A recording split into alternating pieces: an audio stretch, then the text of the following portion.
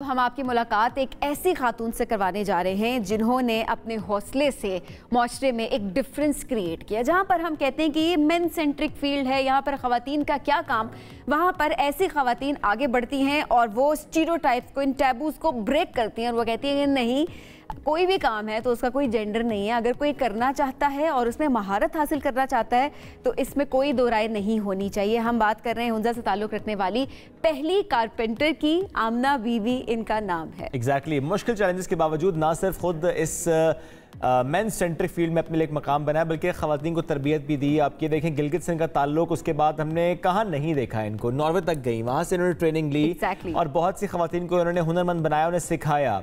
और वो हम नॉर्मली देखते हैं ना सबीन के, अच्छा वो लॉग ऑफ वर्ड्स बड़े भारी भारी होता है, कैसे उठाएगी खातून, उन्होंने वो भी उठाया। तो बड़ी ही मेहनत के साथ उन्होंने अपना मकाम बनाया इस फील्ड में।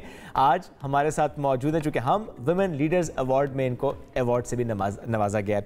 आमना साहब अस्सलाम वालेकुम, बहुत शुक्रिया आपने ज्वाइन किया। कई साल की आपकी मेहनत है, पायलट बनना चाहती थी और कारपेंटर आप बनी, लेकिन कारपेंटर भी ऐसी बनी कि मिसाल आपने कायम कर दी।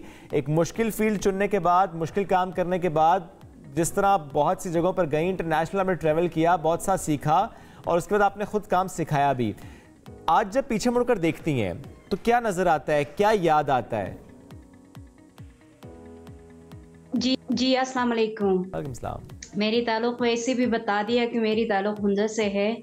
जब मैं पीछे मुड़कर देखती हूँ तो मुझे लगता है कि पीछे मेरे कोई वजन था, अब वो हट गया है मेरे पीछे से, तो मुझे ऐसा लगता है अभी।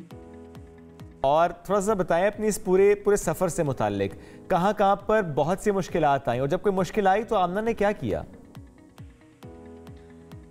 मैं थोड़ा डिटेल में बताना चाहूँगी कि ये एक कारपेंटर का सफ़र जो है मेरा, ये शुरू हुआ था एक प्रोजेक्ट से, जिस प्रोजेक्ट का नाम शिकम है। इस प्रोजेक्ट को 2008 में आगा खान कल्चर सर्विस पाकिस्तान ने स्टार्ट किया और रॉयल नॉर्वेजियन एम्बेसी ने फंड दिया। तो यहाँ पे मैंने एज अ कारपेंटर काम स्टार्ट किया तो बहुत से मुश्किलात थे। माशरे के अंदर ये पहली दफ़ा हो रहा था और लोगों को लग रहा था कि ये कोई गलत काम हो रहा है या कोई मैं बड़ा गुनाह कर रही हूँ।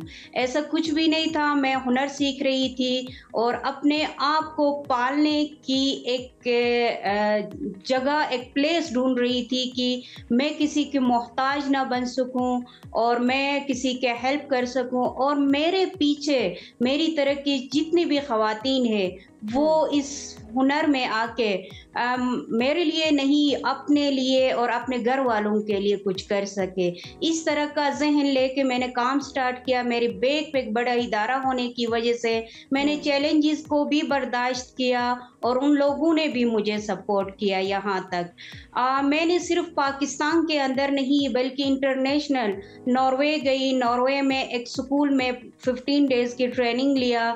वहाँ से आकर मुझे और एनर्जी मिल गई और मुझे और हुनर मिल गया, जिससे मैंने ख़वातीन को सिखाना स्टार्ट किया और मुझे वो पावर मिल गई कि मैंने अपने फैसले करना स्टार्ट किया उसके बाद से। तो मैं बिल्कुल आमना साहिबा, जैसे कि हम इस वक्त देख भी रहे हैं वीडियो में कि किस तरह से आप बाकी ख़वातीन को भी वहाँ पर सिखा रही हैं। अच्छा, अब तक कितनी ख़वातीन को तकरीबन आप ट्रेन कर चुकी हैं और इस वक्त कितनी आपके ज़ेरे ट्रेनिंग है? जी मैडम, ये देखें कि ये प्रोजेक्ट में आए थे 110 ख़वातीन, उनमें से मैं डायरेक्ट बता दूं कि 22 लोगों का एक ग्रुप बनाया, जो कि 22 लोग अब हम काम करते हैं, अपना बिजनेस चला रहे हैं।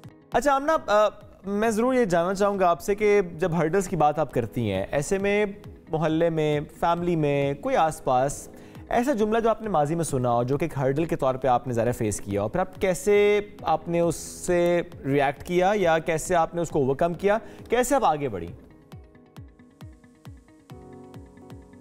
जी सर, वो माशरे में मुझे ये ऐसी आवाज़ें मिल रही थी कि छोड़ दो, ये तरखान है, लकड़ी का काम करने वाली है, कह के मतलब थोड़ा इग्नोरेंस आती थी।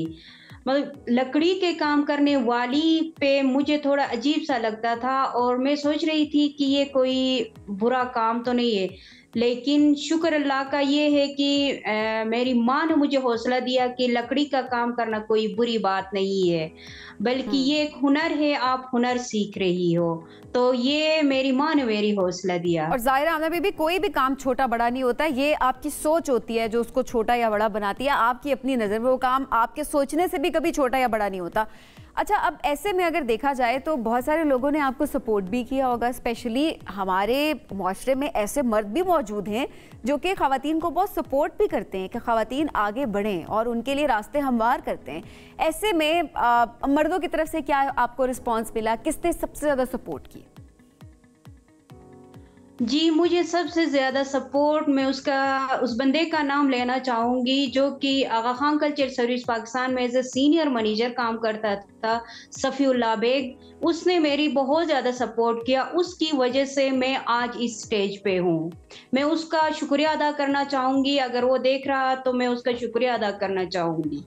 बिल्कुल ठीक है आमना, आगे क्या करना चाहती हैं? ज़ाहिर है जब भी हम देखते हैं कि आपने एक मंजिल पा ली तो फिर उस वक्त लगता है कि नहीं, मंजिल तो हासिल ही नहीं की, तो रास्ता है, आप और आगे जाना है आपको। तो आमना क्या सोचती हैं, क्या करना चाहती हैं? मैं ये करना चाहती हूँ कि मेरा जो 22 लोगों का ग्रुप है वो अभी भी इतना खुद मुख्तार या इंडिपेंडेंट नहीं हो गए हैं। उनमें मैं खुद भी शामिल हूँ। मैं बहुत ज़्यादा मेहनत करना चाहती हूँ और उनको खुद मुख्तार और इंडिपेंडेंट बनाना चाहती हूँ। मैं खुद भी आज़ाद उड़ना चाहती हूँ। अभी भी मैं आज़ाद नहीं हूँ, अभी भी इंडिपेंडेंट नहीं हूँ, क्योंकि मुझे और मज़ीद मेहनत करना है, ताकि जिस तरह से एक बंदा अपना सब कुछ होता है, जैसे कि घर होता है, गाड़ी होता है, जिस तरह के ये जब तक हमारे पास नहीं होता है, हमने बहुत ज़्यादा मेहनत करना है, हमने आगे जाना है और लोगों को भी लाना है हमारे साथ। जैसे कि मैट्रिक के बाद जो लड़की आगे नहीं जा सकती है, उनको भी हमने शामिल करना है इसमें। ये बड़ी ज़बरदस्त एक सोच है कि खुद भी आगे जाना है और बाकियों को भी हुनरमंद बनाना है और उनको भी साथ साथ आगे लेकर चलना है। अच्छा आमना बीबी, ज़ाहिर है आपको हम वुमेन लीडर्स अवार्ड से भी नवाजा गया है, अभी कुछ रोज़ पहले की बात है, तो कैसा महसूस हो रहा है? ऐसी रिकग्निशन कितनी इंपॉर्टेंट होती है ख़वातीन के लिए या किसी भी शख्स के लिए कि आपके काम के लिए आपको सराहा जा रहा है, उसकी तारीफ़ की जा रही है, उसको एक्नॉलेज रिकग्नाइज किया जा रहा है? जी मैम, देखें, मैं तो पहले ये सोचती थी कि इस अवार्ड से मिलने से पहले कि मैं एक लेबर हूँ, कोई ख़ास नहीं, लकड़ का काम करती हूँ तो लेबर हूँ। मुझे नहीं पता थी कि मैं एक सेलिब्रिटी भी हो सकती हूँ। तो इस तरह के अगर इवेंट्स में मुझ जैसे ख़वातीन को मौका दिया जाए तो उनको और हौसला मिलेगा और मेहनत करेंगे और आगे बढ़ेंगे। तो मैं हम टीवी का बहुत बहुत शुक्रिया अदा करती हूँ, ख़ासकर कि मैम सुल्ताना की, उसने मुझे ये मौका दिया और मैं आ गई, मुझे अवार्ड मिल गई। तो मैं बहुत खुश हूँ और एक्साइटेड भी हूँ कि मुझे अवार्ड मिला है। नॉर्थ में जितनी भी मीडिया है उस पर मैं आ रही हूँ, लोग मुझे मुबारकबादी दे रहे हैं, तो बहुत खुश हूँ मैं। क्या बात है आमना, बहुत शुक्रिया, साथ मौजूद थे। अल्लाह आपको और इज्जत दे और तबे हमारे साथ मौजूद थे। आप मिसाल हैं बहुत सी ख़वातीन के लिए जो बहुत आगे बढ़ना चाहती हैं। सेलिब्रिटी हैं हम सब के लिए, कोई शक नहीं।